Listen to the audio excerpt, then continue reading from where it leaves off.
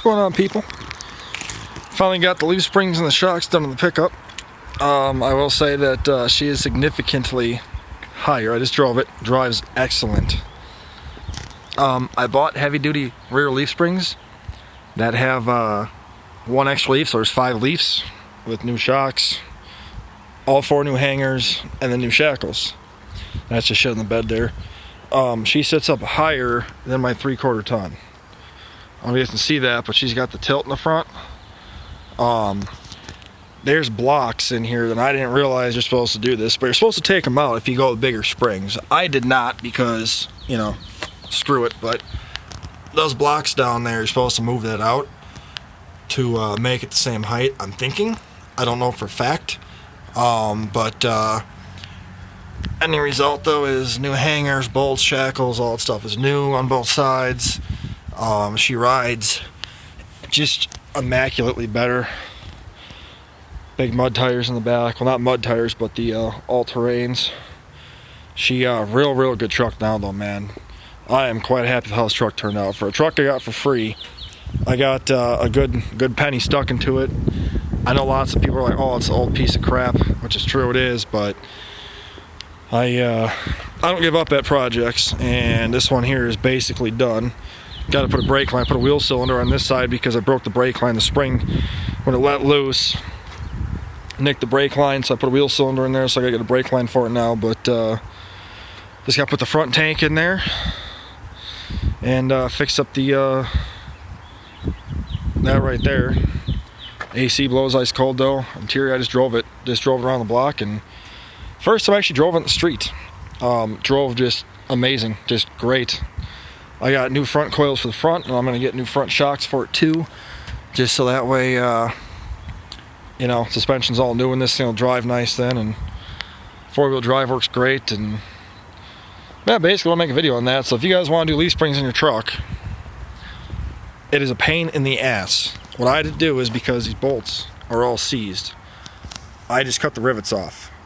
Now you can use a grinder if you want to, but what I ended up doing is I used cheap carbide burrs I bought off Amazon, and each one of those took me about 5 minutes to take off with the carbide burr. And then I did that on every side, and then I used a cutoff wheel and cut the U-bolts. This is a wheel cylinder I had to replace, that was all messed up.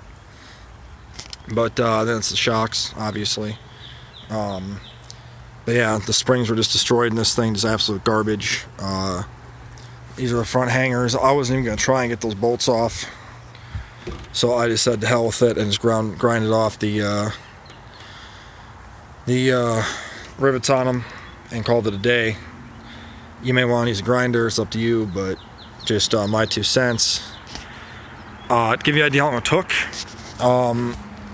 I did the whole right rear spring today between taking everything apart and putting it on, and I started about 11 o'clock this morning. That was with putting the shock on the right rear also. And the left rear I ended up having done a little bit quicker because I already had the rear hanger off of it. When you do grind off the rivets in the frame, they still will be stuck in the frame. I had to heat the crap out of the frame around them and use a 3-pound sledgehammer and pound them out, and then a punch. They were seized in the frame hole, so just keep that in mind too. Yeah, so we're getting her done though, man. Project truck is coming alive. I mean, I got to still do a few more things to it, but I got the U-joint put in the left front last week. Gonna get that done next, and then start driving her. But yeah, she significantly better. The springs I bought her off Rock Auto. This is actually the part number Husky spring, and then all the hangers and shackles were all from Husky spring off Rock Auto, except for one of them I got from 1A Auto. I had to buy my own bolts for the front hangers. I did not include them, but the rears all did. Same with the shackles. One shackle came with bolts, the other one did not. So something to keep in mind.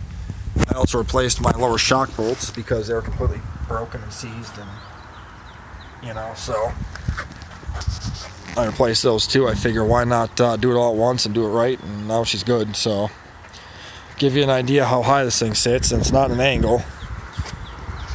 The trailer hitch, it's right there. It's up past, well, it's just underneath my knee. When I had it level on the ground, it was just above my knee. So, geez, it's a pie. I mean, that's, you know, I'll give you a 3/4 ton. My knee is here. This is down there. It's about an inch lower, so that truck has a lot more lift to it now. I like it a lot, though.